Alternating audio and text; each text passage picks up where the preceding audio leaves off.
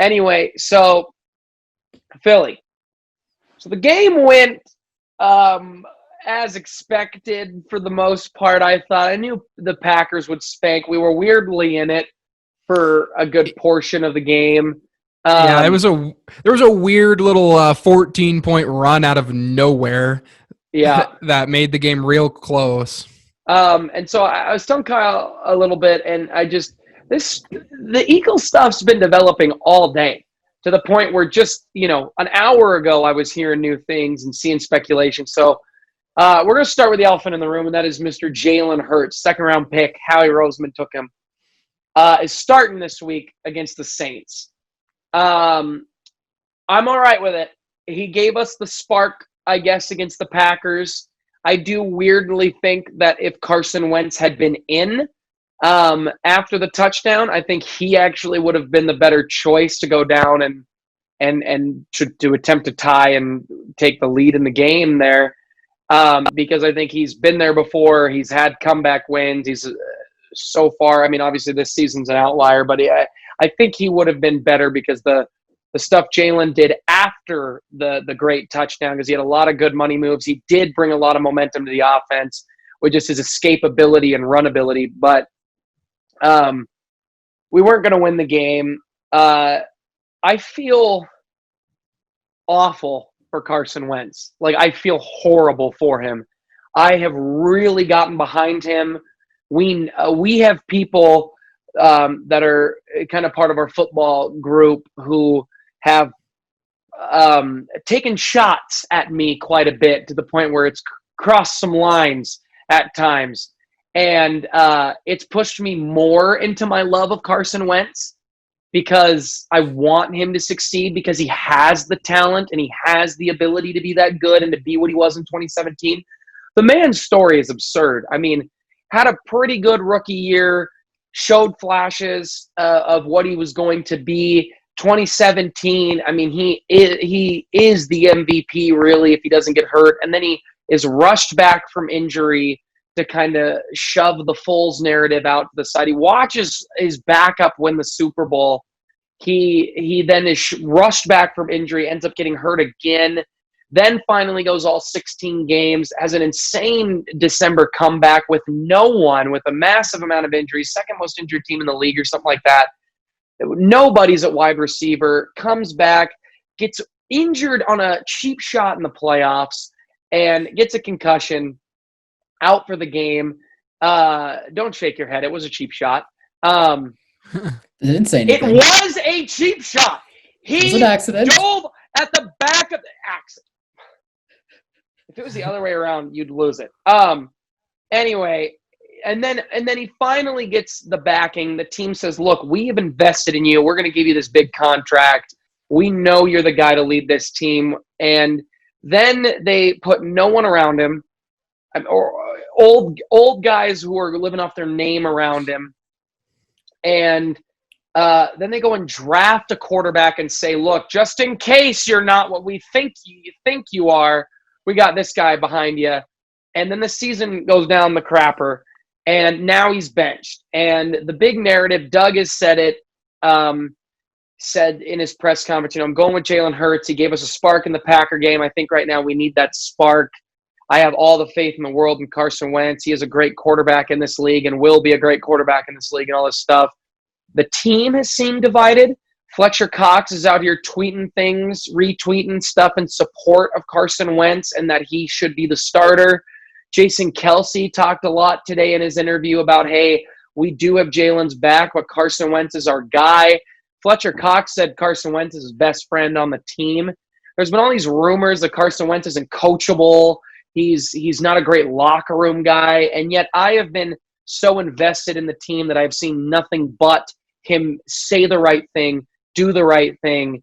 I haven't heard anything about, obviously from an anonymous source that said they heard he was uncoachable.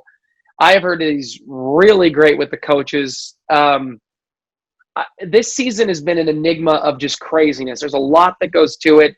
Jason Kelce said it today where and I agree with it quite a bit, where he said, the offense is the problem. He basically said, I understand going for this spark that kind of came in at the end of the Packer game, but the offensive line has had massive injuries. The offense has had massive injuries. We're not running the ball. We're constantly rotating guys, and there's a blame to be put on everyone. Yes, there's a lot of blame on Wentz. He's held on to the ball too long. He's taken a lot of unnecessary sacks. He's not ripping the ball out of his hands. But at the same time, I've watched every game this year, obviously, and guys aren't getting open. It's even some of the passes where Wentz just dials it out quick on his first read, they're not necessarily open. And yes, that could be Wentz is not going through his reads correctly, and he shouldn't make that throw. I think that's maybe half of it. I think there's half that these guys can't separate, and they're not great route runners. And I have so much to say. Oh my gosh. Transitioning, I guess. I feel horrible for Wentz. I want him to succeed. If Hurts balls out and we end up going with him and we move off of Wentz pretty quickly, I would love to see Wentz succeed, whether it's the Colts, the Patriots are rumored, the Jaguars, the Bears. I would be I don't want him to go to the Bears because I want my boy to be doing well here. Sorry, Zach. But like the Colts, I would love, because obviously that's the narrative, is Frank Reich was the guy that made him great. I do think that is a little bit of tunnel vision biased. I think the narrative is, well, he was amazing when Frank Reich was there, and Frank Reich's gone, so he's bad. I think Doug's calling the plays all that year. Frank never called any plays. I think a lot of the Wentz was making moves, insane moves in that year. Frank was a big part of the reason of his success. He's not the only reason of his success for 2017. I think he can help Wentz get back to that. I think obviously a Bill Belichick can get Wentz back to that. I think Doug could get Wentz back to that. But I just feel bad for him. There was a really sweet video that went out by a kid. I can't remember. He suffers from some severe illnesses. Who tweeted a video and said, Carson Wentz is never going to see this, but he's my hero.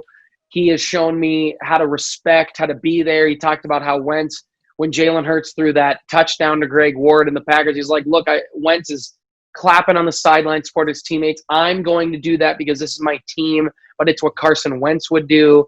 Wentz retweeted it and said all these kind things. And that's why I just love the guy. I think he's a great teammate. I think he has shown that. I just feel bad for him, and I want to see him succeed with us.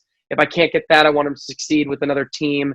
I obviously want to win as an Eagle fan, but I think the biggest problem is Howie Roseman. I think Howie Roseman is the biggest. I have thought so much about this. I think Howie Roseman is the biggest sheep in wool's clothing of anyone on the team. I think he tricked us in 2017 and lightning struck. The vets were healthy we were down 5 guys. Obviously there were big pieces at the time. Wentz, obviously, like a JP at that time when he was playing very well. But I think Howie is very great with the contracts. I think he is good with understanding the money. I don't think he's good at player talent. He's given way too much to guys that are way too old, who are constantly hurt. Yes, he's made some good moves since. I'm not going to count the 2017 season because I think it was lightning in a bottle. But since then, Alshon Jeffrey played through a torn rotator cuff all year because he was on a contract here and he knew he had to. And the second he got the contract, he's barely played. And he's been awful. He's the reason we lost the Saints game the year after when Foles threw a dime to him and went right through his hands for a pick. He dropped the ball on a little back shoulder, but that hits you in the hands as a receiver. You got to catch it. Deshaun Jackson, I still don't hate the signing because I love him, but he shouldn't be your big focal point. Deshaun Jackson's going to be the thing we need to really get going on offense. He's missed. He hasn't had a Pro Bowl draft pick since 2013. The Lions have had more than that. That's insane. I think he is the biggest issue. I don't think it's Doug. I think Howie he's a little reactionary. He's like, well, Wentz has been hurt so often, we have to go get a quarterback. And Jalen Hurts is pretty decent. Let's go get him. And we need speed. Jalen Reagor seems like the fast guy on the team. Let's get him over a Justin Jefferson or instead of trading up for a couple guys. And I like Reagor. Rager's 21. He's got plenty of time to be an absolute stud. I think the punt return in the game showed that when the offense can really figure out what their problem is, that he will flash. So he's got plenty of time. I still don't hate the pick, but I mean, we not drafting defensive guys. We're constantly bringing back Jason Peters, who's 38 and should have retired. As much as I love him, I sang his praises when we first re-signed him. I thought it was a good move. I've made a mistake. I think he is the biggest problem. I do not think it's Dougie P. I think Doug has made some problems. I think he's really struggled on his coaching staff, but I do not think he is the main problem with this team. I think Doug should get another year. Whether we trade Wentz or let them compete in camp, if Hurts balls out, if Hurts does not ball out, I mean, if Hurts plays awful, I can see Hurts getting benched half of the Saints game to put Carson Wentz back in.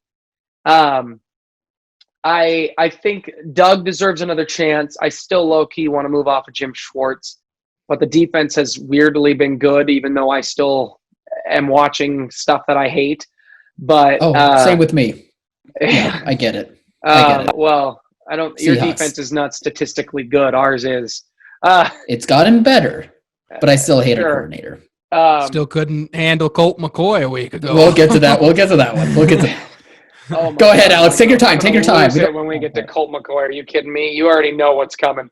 That's why I hijacked the episode. But I think Howie needs to go. If he stays in the facility, which there's rumors that he might, that Jeffrey is going to move him to basically being like the head of contracts and like money. And I'm okay with that, but we need a real player evaluator in the building. And we need it. We need a real guy who understands how to build a roster.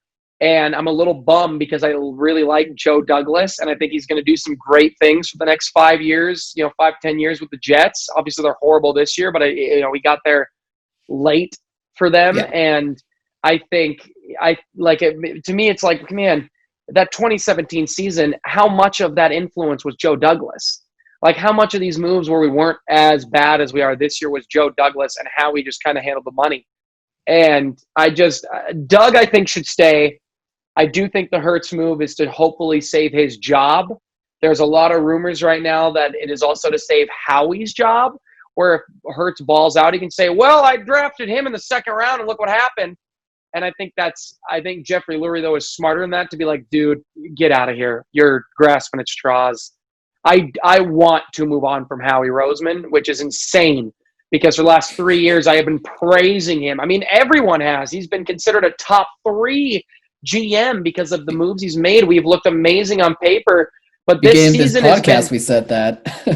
Yeah, this season has shown that he has been lucky in that 2017 season. I think Doug has bailed him out, but the injuries have gone way, way up. That needs to be – there's just a lot around this team. If Jalen Hurts balls out, I'm happy for him. I am very sad for Wentz. Obviously, I want to win. He brought a spark to the offense, but we have a lot of guys we got to move off on. Alshon Jeffrey needs to go. It sounds like Zach Ertz will go. I think that depends on if Howie is there. I think if another GM comes in, he goes, nah, we're not moving off of Zach Ertz. Yeah, I think that's smart. There's a lot of guys that need to go. Wentz might go. JP needs to go. Jason Kelsey, as much as I love him, might end up leaving. Some of these O-linemen might end up leaving. The D-line, Vinny Curry needs to get the heck out of there. Brandon Graham and Fletch will stay. But we need to start building something that's a little bit better. And I think the smart move by Jeffrey is say, look, Doug, I'm going to give you another year. I'm moving off of Howie. Who do you think would be a great GM? I want your input. I don't want Doug making the call. I want Doug's input, though. I think a smart owner gets the input of the people around him. And I think he should at least get the input for who Doug thinks would be a good choice. There's some names some beat writers have thrown around. And I think Jeffrey then needs to bring in a new GM and give this one more shot. Assuming Hurts plays well enough, I think you let them compete in camp as long as Wentz is down. If Wentz is demanding a trade out, you got to get him out of there. unless he says get Hurts out of here. But I don't think Wentz is that guy. I think competing is the way to go. I think Wentz is the better quarterback than Jalen Hurts. Obviously, I've seen Jalen play a little bit in college. As not a massive college fan, I've seen him play obviously just the barely anything in the Packers game, which he had one really good drive, a great drive, and then an drive. So there's a lot to see. I think that's another reason too. They also right now they have the 6th pick in the draft. You got to find out what you got with Jalen Hurts, because if they do bring in a new head coach and a new regime, I like the Kyler Murray motto. If you really think, if you get a new head coach who says, look, I want Trevor Lawrence, is it Justin Fields is the other guy, the really good quarterback? If they say no, let me tell you, I will ball out with these guys and we can get one of them. Then you move off of Wentz and Hurts. I'm okay with that move because I trust Jeffrey Lurie. He obviously brought in Andy Reid, Buddy Ryan back in the day. I mean, the guy knows how to bring in real talent. We've been a really great historic franchise. Obviously, we've only had the one Super Bowl. But with being a team that hadn't won a Super Bowl until 3 years ago, we have been pretty good for most of our time as a franchise. So I feel a lot of emotions. I feel like Doug has split the locker room because all the vets are coming out pretty much backing up Wentz, and all of the rookies for the most part are like, yeah, Hurts pretty good. Yeah, all the second string wide receivers and running backs who are doing reps with them are saying that. But I wish Wentz, that's what I want to end on here for my long monologue. I wish Wentz the best with whatever happens. I love the guy. I think he is a legit just stand-up guy for the fact that he is clapping when the backup comes in, and he's with the team. He is involved.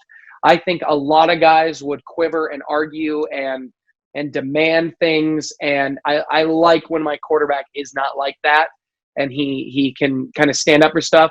Just as I about to ask the two of you, I love – shout out to your boy, Nick, Aaron Rodgers. I love what he said about talking to Wentz. I knew he wasn't going to say what he said, but that Rodgers, watching Jalen Hurts get put in, is saying to him, look, man, I know it's hard times. You have been through a lot of hard times. I've been there in ways. Sitting behind Favre forever. He's had injuries. I think he says, look, it's going to work out. Do not give up. Have faith, whether it's with the Eagles or not. And I loved that. I love the image of them talking because I think even with Wentz to his back to Rodgers, I think you can tell that he is really listening and Rodgers is speaking some serious truth. Every time I watch Rodgers an interview, I fall in love with him more. And I'm so glad for my boy over there because Rodgers is Kurt Warner has always been my favorite but my favorite non-Eagles QB. To the point where back in the day when we were getting into football a little bit, like I was kind of thinking maybe this Cardinals team, is the team I want to go with because I was really loving Kurt. But Aaron Rodgers might be that number 2 for me as a non-Eagle. I just love him. I think he and Wentz are very similar guys. I've said that for a long time. Obviously, Rodgers has not had the drop-off of Carson Wentz has had. But we've also never seen Rodgers with that massive amount of injuries back to back to back for himself and the team. So we have seen Rodgers dial it up, though, to no names. And we've seen Wentz do that before. So I'm for that. But do you guys have any thoughts on